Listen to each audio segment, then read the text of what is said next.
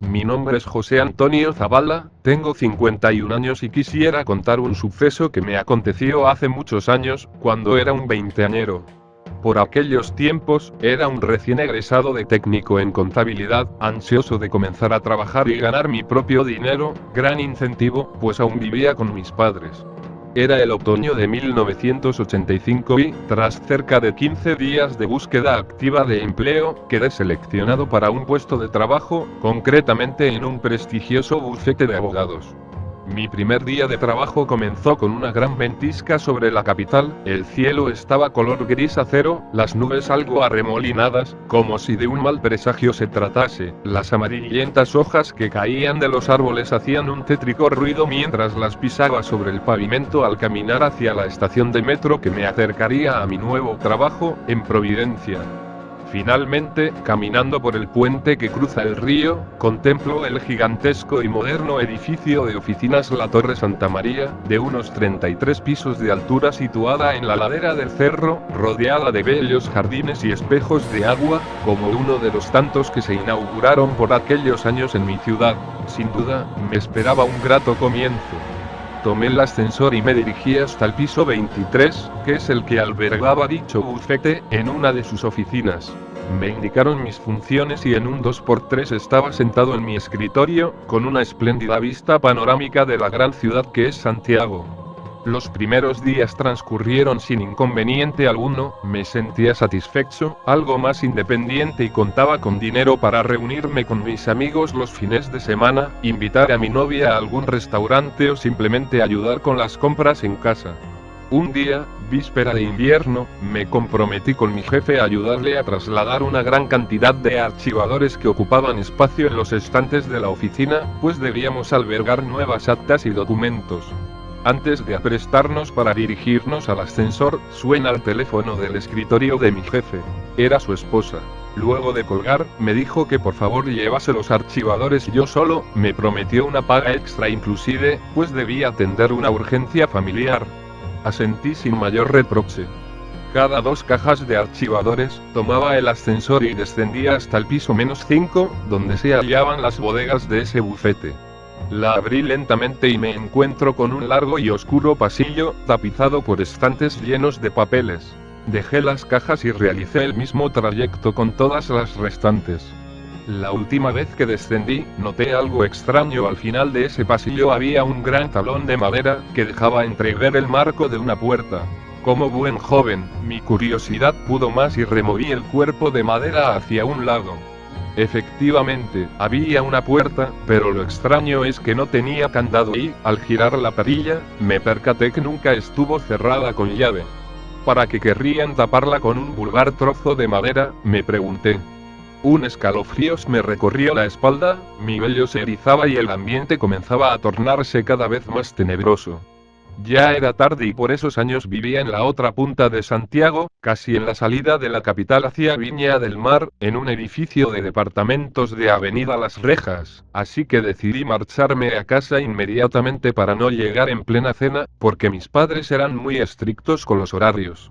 Inquieto, al día siguiente me costó mucho concentrarme en mis labores, no podía dejar de pensar en lo que deparaba aquella puerta. Luego de finalizada la jornada, me despedí de todo el personal y rápidamente me escabullí al quinto subterráneo, para ver lo que había tras la puerta. Estaba tal cual como la dejé la noche anterior. Entonces, con la ayuda de una linterna que traía de mi casa, comencé a alumbrar el recinto. El olor era desagradable y cuanto menos nauseabundo, el aire se tornaba pesado y poco a poco el miedo se empezaba a apoderar de mí. Me extrañaba que esta era una torre de tan solo 6 años de existencia, ¿por qué tendría un subterráneo tan escabroso? Al alumbrar las paredes, me di cuenta de que cuanto más avanzaba, el cemento iba desapareciendo, para dar paso a unos viejos ladrillos agrietados. El pasillo tornaba en una esquina y para mi impresión, sucedía una larga escalera, casi interminable y un frente oscuro como la boca de un lobo. Tragué saliva y decidí acabar con mi curiosidad. Mientras bajaba cada peldaño, comenzaba a sentir un calor que me recorría de pies a cabeza. Quise ser el escéptico de siempre al pensar que se podría tratar de la zona de las calderas, pero recordé que estaban en el tercer subterráneo. La escalera terminó y llegué a una habitación pequeña, tapizada por adobe y un piso de tierra. Alumbré hacia el fondo de esta y pude divisar una improvisada estructura de madera, completamente podrida y despedazada, con 3 pequeños escalones y una tapa redonda de fierro en el centro. Decidido, comencé a remover la tapa y encontré unos trozos de madera que, al alumbrar con la linterna, me percaté que estos tapaban un gran pozo. Fue entonces cuando tomé la peor decisión de mi vida. Ayudado por una filosa piedra que estaba a un lado, rompí la estructura de madera hasta hacerla añicos. Justo como pensé, al alumbrar nuevamente, se dejaba ver un pozo poco profundo, pero con un contenido que me perturbó y hasta me hizo dar un grito del susto. El fondo estaba lleno de cráneos humanos y cruces amontonadas e inclusive, al acercarme más, pude reconocer unas manchas marrones sobre ellos. Era sangre seca de quizás qué tiempos. No pude evitar reprimir una arcada al ver tan dantesca escena. No aguanté más, y salí arrancando por las escaleras hacia arriba. Corrí tan rápido como pude y de la desesperación, tomé el primer taxi que encontré al salir a la fría y lluviosa intemperie. Al llegar a mi departamento, pensé que todo aquello había acabado y que tan solo sería una terrorífica experiencia que algún día contaría en el futuro a mis hijos y nietos, mas no fue así. No transcurrió siquiera una semana cuando comenzaría la peor parte de mi experiencia. El día a día de la oficina resultaba bastante frenético por los meses de invierno. Estaba saturado de trabajo, pero lo hacía con gusto, pues en aquel momento, el fin de mes estaba a la vuelta de la esquina. Finalicé mi jornada laboral exhausto. Al salir del edificio, comencé a caminar hacia la estación de metro Pedro de Valdivia, la más cercana a aquella torre. Sentía el suave olor a tierra mojada que emanaba desde el Parque Uruguay, luego de 3 días de copiosas lluvias. Sin embargo, dicha agradable sensación culminó de golpe al cruzar la costanera. Sentía pasos detrás de mí, al son de los míos. Me volteé para ver quién caminaba tan cerca de mí, pero no había nadie. La calle estaba extrañamente vacía, cuando por lo general está repleta de oficinistas que se dirigen a coger locomoción. Era como si tuviese 4 pies. Sentía 4 zapatos caminando conmigo, 2 míos y otros 2 de un algo desconocido. Al descender la escalera del metro, dichos pasos cesaron. Dije, ha sido un día duro, extenuante, debo estar muy cansado. Mientras el metro iba en marcha, acostumbraba a colocarme mis auriculares y a escuchar a Phil Collins en mi personal. La música duró hasta la estación donde me bajaba y fue entonces otro suceso bizarro. Sentí suspiros y jadeos aparentemente de un hombre a través de mis auriculares. Decidí subir rápidamente las escaleras del metro y correr un poco para alejarme de la muchedumbre, para comprobar qué era exactamente lo que sonaba. Me detuve frente a un bloque de departamentos y comencé a notar que los jadeos se transformaban en un diabólico gruñido, el que dio paso a un aullido tan aterrador, que di un grito en plena calle. Corrí como nunca antes hasta mi torre, mientras comenzaba a llorar de tal susto. Al llegar a mi departamento, mis padres me miraron extrañados y me preguntaron el porqué de mi expresión tan desencajada. No quise emitir palabra alguna y solo dije que estaba cansado.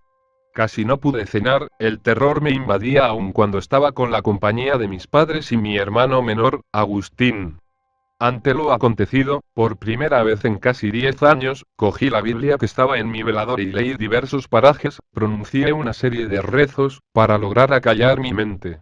Eran las 11:15 de la noche y, para poder dormir más cansado, decidí encender el televisor, sintonicé el canal 11 y me dispuse a ver el cine de última función.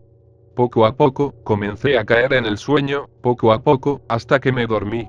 Estuve así por unas horas, hasta que en un momento, abrí los ojos repentinamente, mirando el techo y la lámpara que colgaba desde él.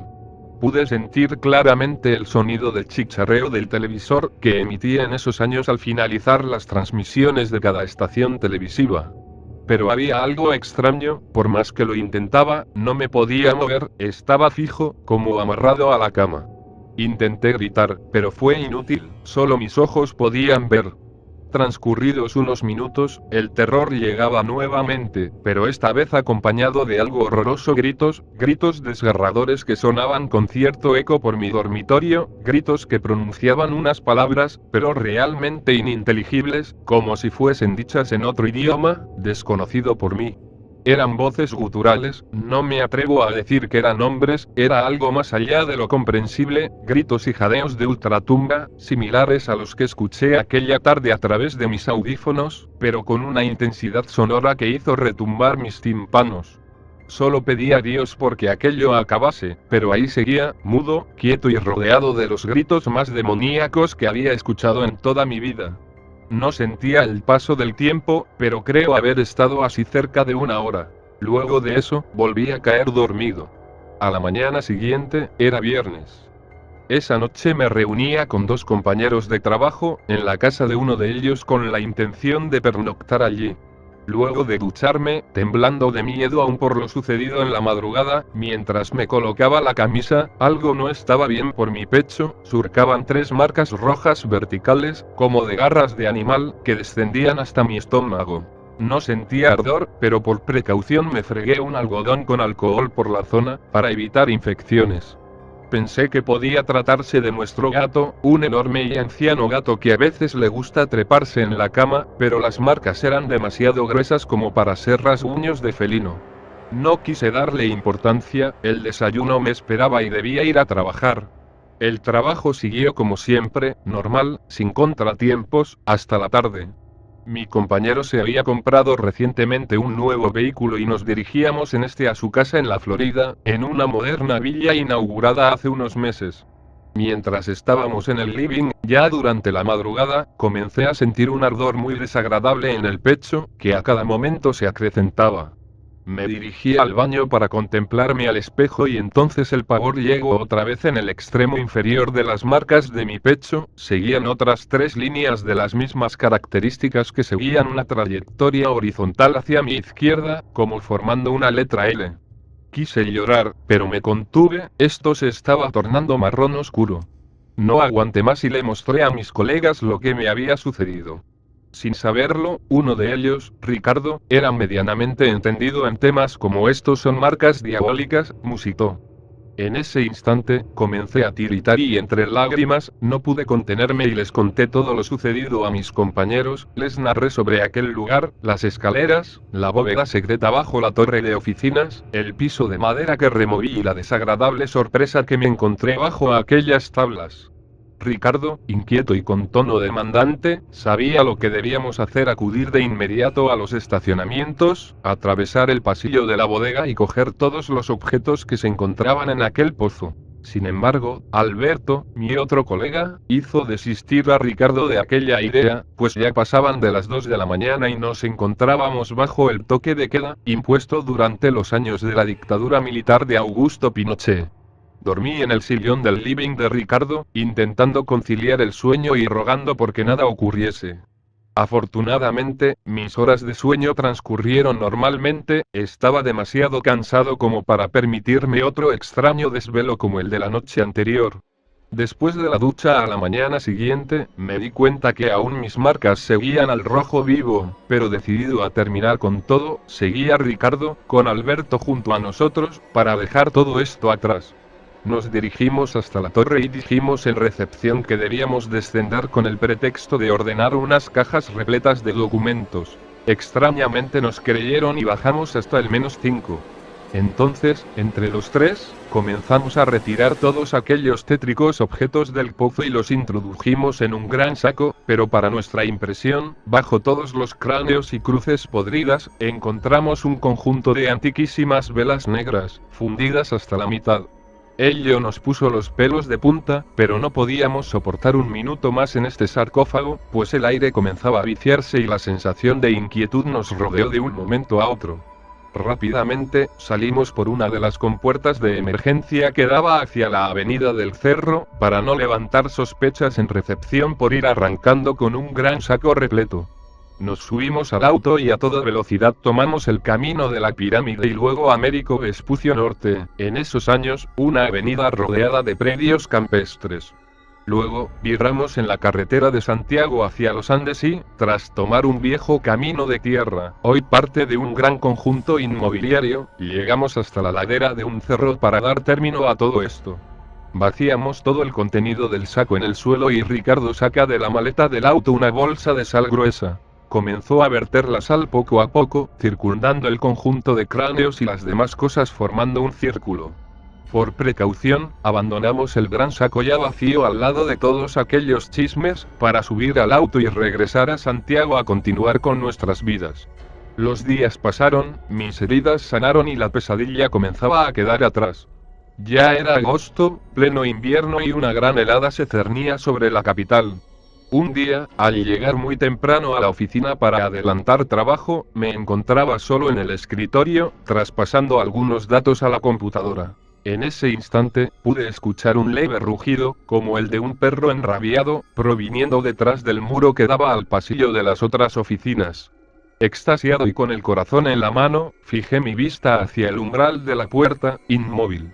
Justo allí, de derecha a izquierda, una sombra negra y densa que no tenía el aspecto de un humano, sino más bien de una extraña criatura de baja estatura, encorvada y sin piernas, pasa fugazmente sin emitir ruido alguno.